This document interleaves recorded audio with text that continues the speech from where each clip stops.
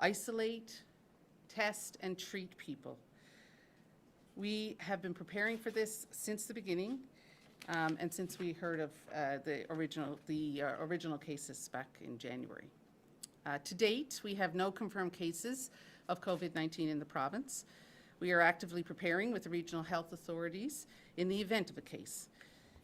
Preliminary testing is happening here at our lab in the province at the Public Health Laboratory. Confirmatory testing will then go to the National Microbiology Laboratory in Winnipeg. To date, all preliminary tests have been negative. We've tested 44 people as of this morning. 22 of those cases have been confirmed by the national lab as negative. We're waiting for the confirmation to come back on the other tests. Individuals and families considered to be at risk for developing COVID-19 are required to self-isolate and are not permitted to attend work or school. When you're in self-isolation, a public health official will contact you to monitor the situation. So I want to speak about travel a little bit. Individuals considering travel at this time should consult with Health Canada's travel advisories to inform their decision. People need to be aware that if they travel and become ill, they may be quarantined in another country, or they may be asked to self-isolate upon their return. The Public Health Agency of Canada is recommending that all Canadians avoid cruise ship travel due to the ongoing COVID-19 outbreak. Newfoundlanders and Labradorians planning cruise ship travel should be aware that infectious diseases such as COVID-19 can spread quickly due to close contact between passengers on a cruise ship. Older people and those with underlying medical conditions are at higher risk of developing complications from COVID-19, and certainly older people are often overrepresented in cruise ship travel population. If an outbreak of COVID-19 occurs on your cruise ship, you could be subject to quarantine procedures, and that could be in another country or it could be after you return home. Anyone who has returned from the Hubei province of China or Iran or Italy are advised to self-isolate upon their return for 14 days and contact 811 for further direction. Other travelers are asked to self-monitor upon their return home for symptoms. If they develop symptoms, they will be asked to self-isolate and contact 811 for further instructions. Symptoms include fever, cough, and difficulty breathing. It is important to remember proper hand hygiene and cough and cold etiquette at this time of year, and to stay home if you feel unwell. 8 individuals with the Department of Natural Resources attended the Prospectors and Developers Association of Canada 2020 convention in Toronto on March 2nd and 3rd, where, as I'm sure you've heard by now, an Ontario attendee later tested positive for coronavirus. These government employees contacted 811 upon learning this information and are now at home and are being followed by public health and have been instructed to self-isolate. So I'll take any questions. I'd like to know, of the 8 who attended the conference, how long were they returned to the general population before they decided to self-isolate? So the conference they were at the conference on the 2nd and 3rd, so they were home since then, and they were advised today because they found the information out today. But had they been at all in the general public by way of grocery stores and so public health is still following up on that. So okay. I'm wondering, because students were also at that conference and they haven't been told the same instruction as those 8 people. They are still everywhere in the city. They're not self-isolating. So why is not the same advice for both of those people? So what we would advise anyone who was at that conference would be to monitor their symptoms for sure, and if they developed any symptoms, they should certainly call 811. If they are well and they're concerned, they can call 811 for further advice. While this has been declared a pandemic, you said nothing is changing. When is the province going to be setting up an assessment center for COVID-19 to keep people out of doctors' offices and the ER and other places? So those discussions are ongoing, and those are certainly something that we have been considering in our plans with regard to dealing with this COVID-19 testing and So assessments. will one be set up? So those discussions are still with the RHAs at the moment, and but we anticipate that that will be the way that we'll be going, yes. We know of 8 being in self-isolation, but how many in the province in its entirety, outside of the government, are also in self-isolation? So this information just came to us this morning, so we're still looking into the whole situation. So I don't have those numbers for you. For those people who can't self-isolate, is there any course of action for them? Is there anywhere set up by the province and paid for by the province that they can go to self-isolate? At the moment, anyone who is not able to self-isolate, we would have to take that on a case-by-case basis, and we would advise people if they were not able to. So you can self-isolate in your home. You can self-isolate within a room in your home. So there would, most people would be able to self-isolate.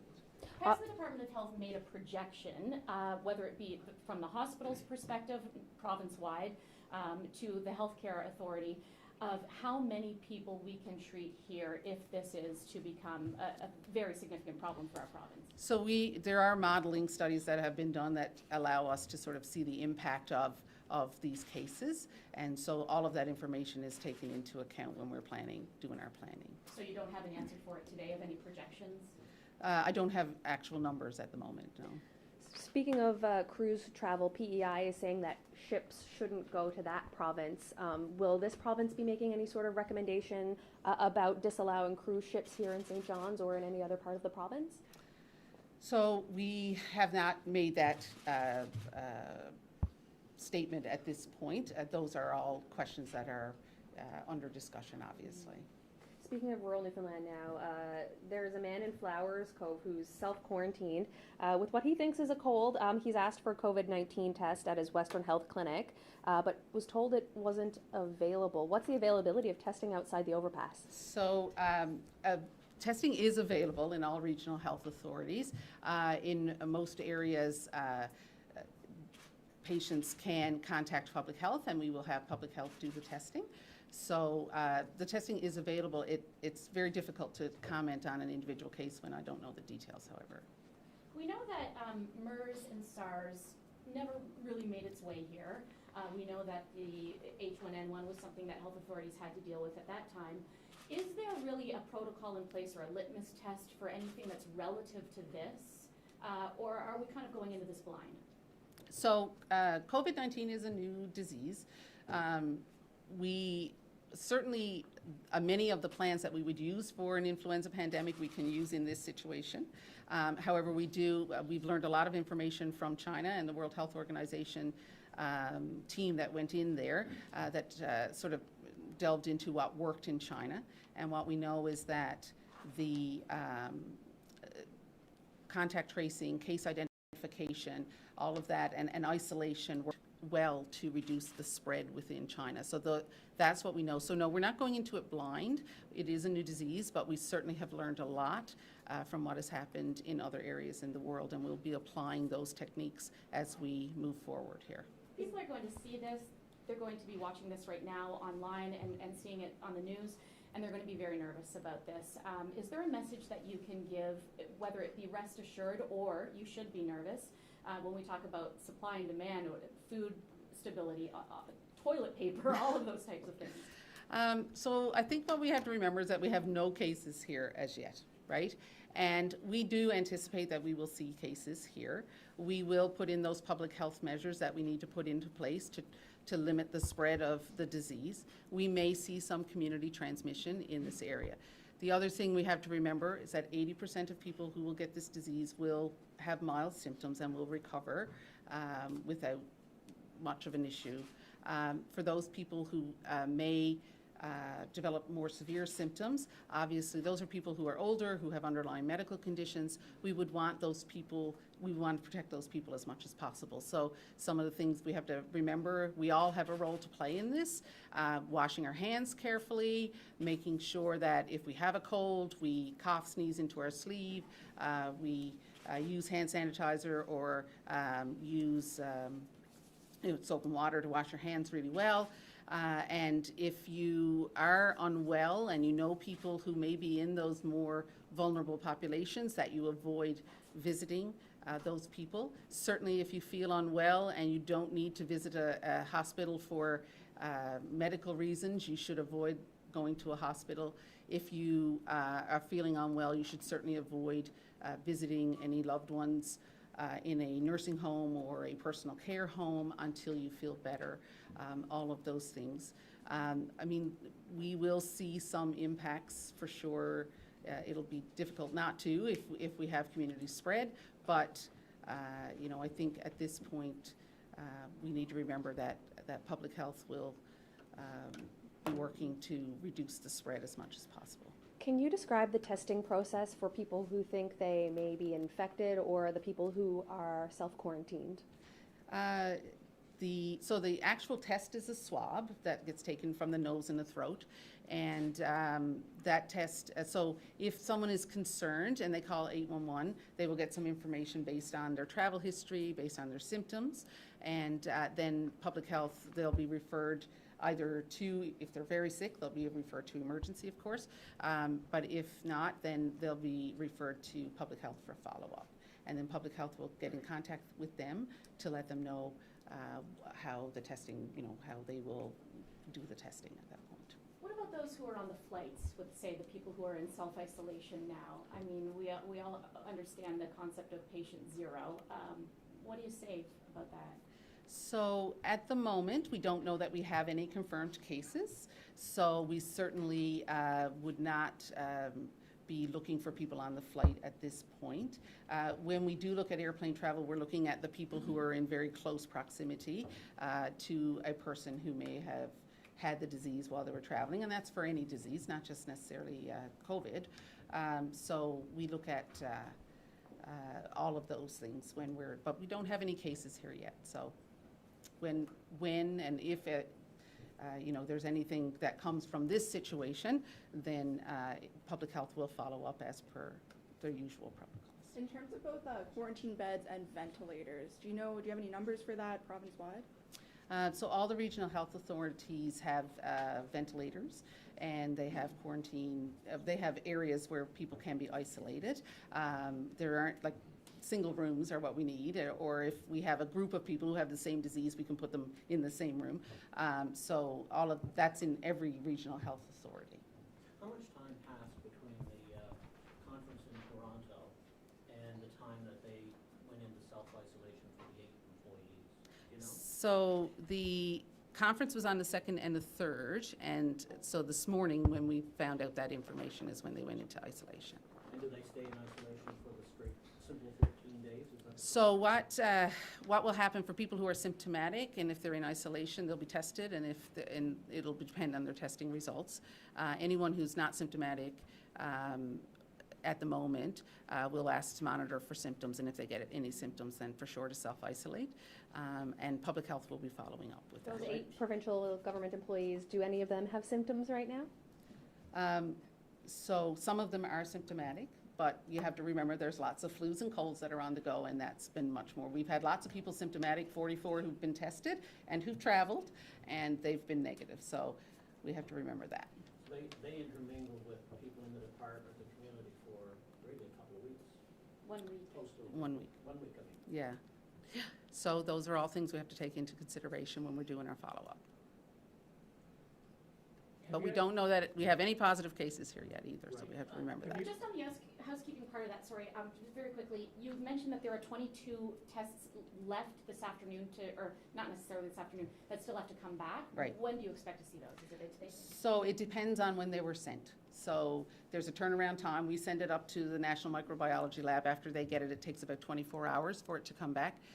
So it could be anywhere from today to, 24 to 36 hours from now, depending on weather too, of course. We could have a very different story tomorrow. We could. Have the health agencies encountered any trouble preparing in terms of medical supplies in case there's a bigger outbreak? So the supply of PPE, as I'm sure you've heard, there's been concerns on a global scale, and we've certainly been engaging with all of our partners, both across the country and at the federal level, to ensure that we have an adequate supply of PPE, personal protective equipment.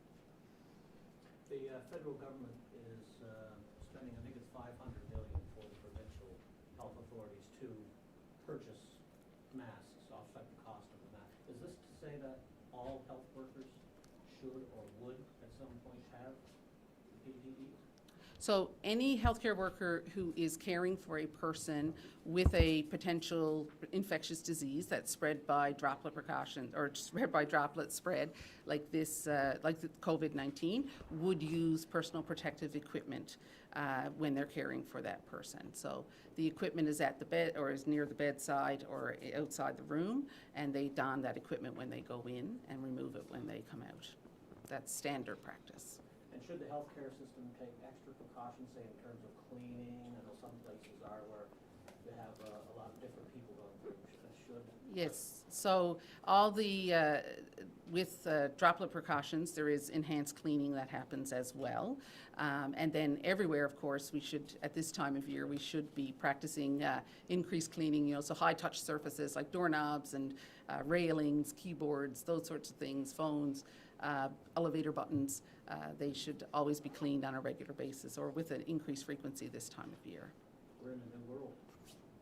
This is different than we've ever dealt with before, or, well, similar to SARS in some ways, but not near the severity that we saw with that. So we're dealing with a new virus, and we have to, we will have to adapt our response as time goes on, as we learn more about it, and as we see how it spreads. What if someone has traveled, comes back to the province, has symptoms, calls 811?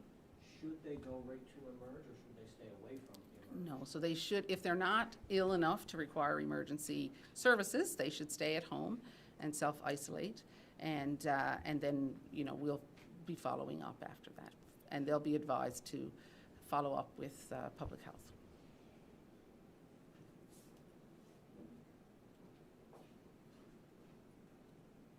Good. Okay.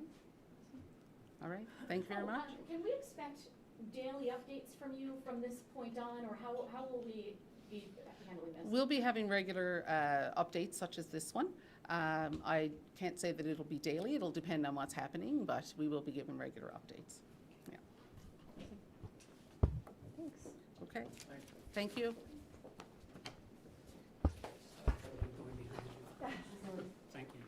Can we leave it to with this one, or? Of course we can.